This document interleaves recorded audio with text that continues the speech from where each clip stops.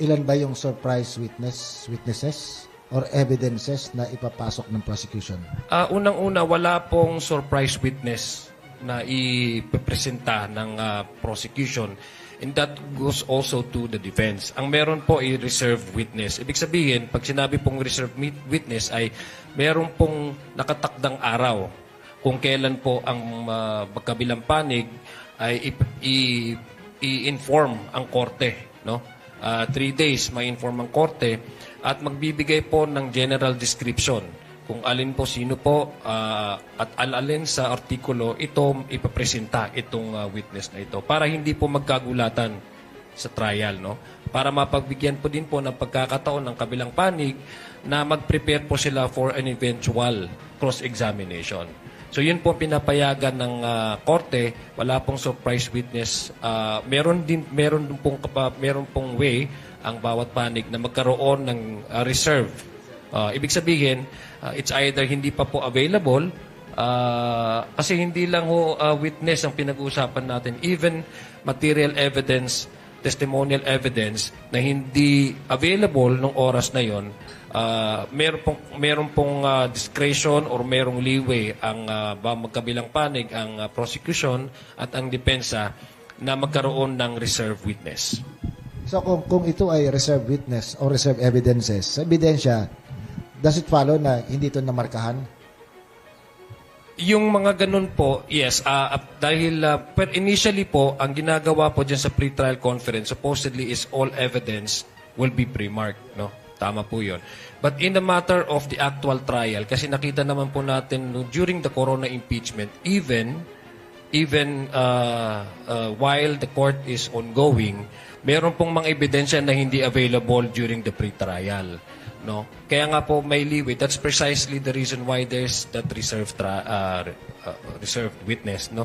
Kasi ang anticipation is, what if the trial is ongoing and yet you need to provide some testimonial evidence, material evidence or witness that would corroborate your the allegation, for example, then that's precisely the reason why you allowed to have a reserved witness. So yung reserve evidence and reserve witness, hindi tinukoy kung sino o ano as of now? Generally, ang sinasabi po dun sa notice na natanggap natin from the Honorable Court ay at least kung magkakaroon po tayo ng reserve witness, meron pong general description. Ibig sabihin, pag sinabi mo pong general description, you don't need to specify exactly the name of the witness. Magbibigay lang po kayo, halimbawa lang, no? Without preempting the flow of the presentation of evidence by the prosecution. Just to give you an example, halimbawa po sa isang article na yan, let's say article ng SASALN, no? So, of course, you would give kung reserve witness yan, magbibigay po kayo ng description na ito po ay galing sa ganiting opisina, ito po yung kanyang magiging testimonya patungkol doon sa specific documents. So talagang makikilala lang siya or makikita sa kaso ng ebidensya 3 days prior. 3 days prior to the presentation of the material evidence, testimonial evidence, or the witness herself or himself. Ilan po yung reserve witnesses nyo? Sa ngayon, depending on kasi lahat po ng list of potential witnesses, sinubmit po natin yan sa pre-trial conference. No? So, of course, the court has that discretion. Ultimately, it would be, again, it will be the court's decision to allow. Kasi including not only the witnesses, but even the material evidence that we proposed to the court during the pre-trial conference. Ilan po ang hostile witness ng prosecution kung meron? So far, sa ngayon, I would not go into details, no? Kasi that would be part of the strategy of the prosecution. What I can tell you, sir, is that kung sino po yung ipapresenta ng House Prosecution Team na yan, dyan po sa trial na yan, starting July 6, lahat po yan ay kanilang magiging testimonya ay importante, essential, no, indispensable po doon sa magko-corroborate nitong mga ebidensya na to, it's either a material witness or a hostile witness. Kung posible ba na yung witness ng depensa ay maging hostile witness naman ng prosecution? That's possible po. That's possible, yeah. Posible po yun mangyari. Kung the impeachment court is set to issue yung pre-trial order come Monday, kung hindi po kami nagkakamali, ano pong mangyayari if ever na magkaroon ng opposition ang either party? Ano pong proseso para ma-resolve ito? Alam ko po yung sa pre-trial order, that's actually the summation of everything that was discussed during the pre-trial conference, including yung mga pinopropose po na stipulation of facts na kinokontest po ng magkabilang panig. Because the essence, alam naman po natin as we understood it while we were witnessing the development in the pre-trial conference, there are proposed evidence, proposed stipulation of facts that either can be accepted by both camps. Pag in-accept na po yan, yung ganyang pag-uusap, halimbawa, proposed stipulation of facts, hindi na ho yan may include doon sa possible pag-uusapan sa korte because pre-trial conference is basically simplification of the discussion in the court. Now, a pre-trial order, summation na po yan, ano po yung magiging directive ng korte, ano yung magiging parameters, ano accepted, ano yung may include para for the guidance of both the panels, the prosecution and the defense panel. So that's what we are expecting, the summation of everything that was discussed during the pre-trial conference. Kasi ang clerk of court naman po talaga, si Attorney Bantog, cannot actually resolve any pleadings or any pleadings, any questions, anything that would affect the presentation of both camps of their evidence and including the flow of their flow of the court. So i-report po 'yan ng clerk of court sa impeachment court na po 'yan. So yun po yung pong inaasahan natin doon. And also yung sa pre-trial order perhaps to resolve yung mga comments and mga requests in writing ng both the defense and as well as the prosecution.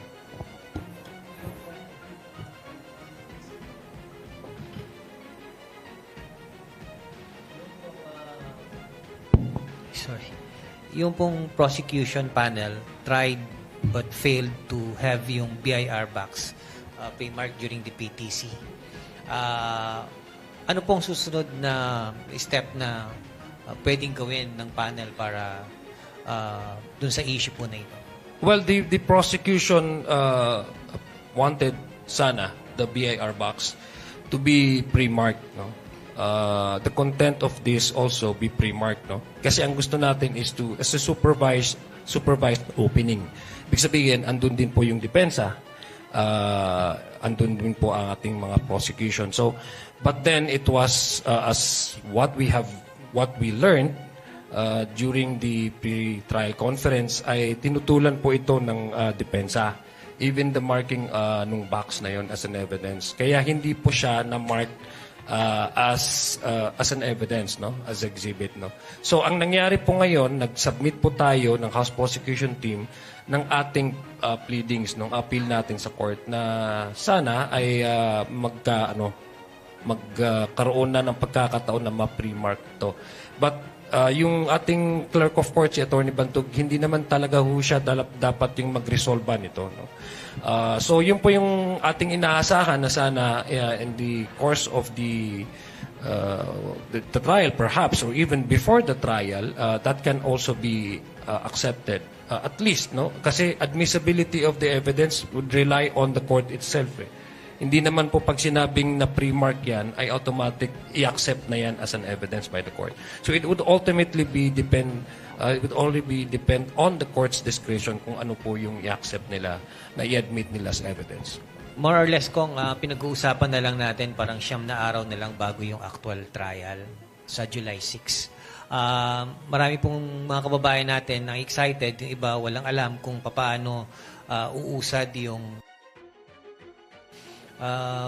if you're at liberty to tell us po kung ano ba ang mangyayari sa araw na yon, specifically dun sa prosecution, meron na ba tayong ipipresentang witness on the first day of the trial? Again, that's part of how we would expect the prosecution would also start with its presentation. That would also include witnesses. Kasi unang araw po we expect na pag-uusapan dyan the sequence of the articles of impeachment. That would also include the presentation of evidence and the witnesses. No? So idaasahan po natin first day, yan po flow. No? Again, I hope you would also understand that as part of the strategy of the prosecution is not to divulge further, no? Kung ano po yung magiging approach ng ating prosecution pagdating sa actual na paglilitis, no? On July 6th. Bago po sa natin kasama sa media, kung tanong ko lang, dito sa box galing sa BIR, gigil na gigil dito ang prosecution. Doon pa sa hearing sa House, gusto nang buksan. Hindi naman depensa, ayaw na ayaw pa buksan. How are you confident na pag nabuksan ito, home run ito for the prosecution? Well, una, ito po yung mga ITR. We anticipate and we expect that the content of this box is the ITRs. No? Yung binabayad po na, para makita po natin yung lawful income kasi that would also determine yung lawful income ng ni Vice President na hindi nagre-reflect doon sa kanyang salin. Kaya nga po meron tayong allegation of unexplained wealth kasi po yung kanyang salin hindi po doon nag-reflect yung kumbaga it does not correspond with the report of the AMLA and that of the yung report ng AMLA and also many other documents that we have obtained during the pre-confirmation hearings.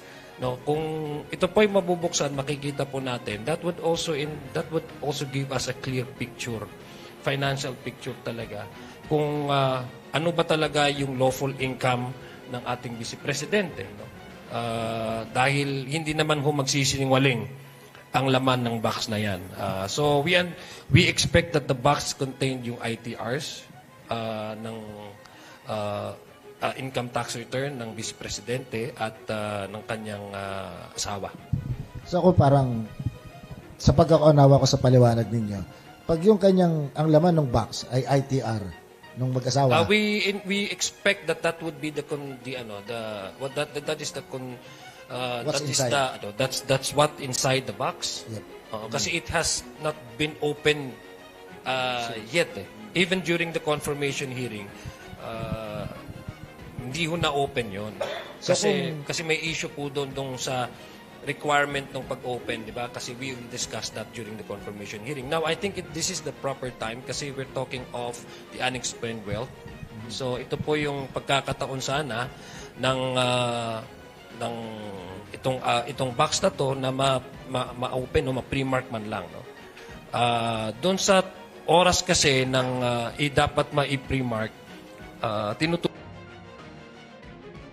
it would have saved time for the impeachment court na kung halimbawang pumayag lang sila, maski yung box man lang, ma-pre-mark, sana hindi na pupunta doon sa issue na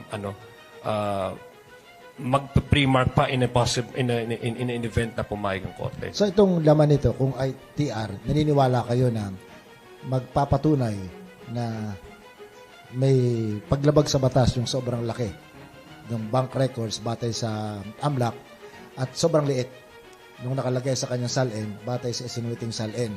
So pwede pang mga ito ng panibagong kaso, tax evasion? Sa aming palagay, we are focused on the articles of impeachment. No, we don't intend to anticipate or predict what would be the subsequent, for example, legal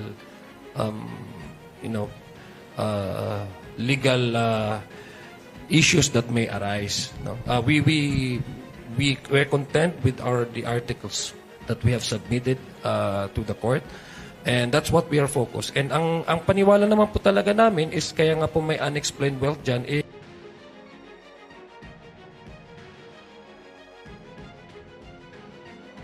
nais natin ay magkaroon po ng clear financial picture. Hindi po siya yung sinasabi natin na half-baked lang, no? kailangan if we're talking about unexplained wealth as a way to hold the Vice President to account, for example, because that's part of the charges, is to open and to accept whatever evidence that we can gather, no? So that we can have judgment when in the event that it reaches its final resolution on the matter. Kung educate my innocence or ignorance, yung bank secrecy law, maliwanag na sa batas na pag-impeachment, yun ay yan bang sa sa tax record na binabayaran ng buwis ng isang mamamayan, gaano ba kasekreto ito?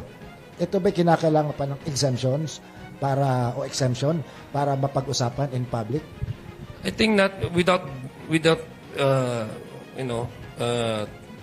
being sound, to avoid being sounded legalistic on the on matter. I think nakita natin during the confirmation hearing that hati yung mga miyembro ng Committee on Justice, diba? Kasi we also would not like to we would avoid technical issues that may arise, no? That's why ang decision po is to submit this to the proper forum, which is the impeachment court, kasi klaro po yun doon, yung exemption. Klaro po when in the matter of impeachment, klaro po doon na exempted po yung pag-usapan yung na-mention nyo kanina, bank secrecy law, also when it comes to the ITRs. So para wala na ho tayong ma-violate pa at saka maiwasan po kung any technicalities that may arise, no? Na magkaroon pa ng delay or magkaroon pa ng hindi magandang result, no? Sa ating intention na umunsad itong impeachment trial na ito.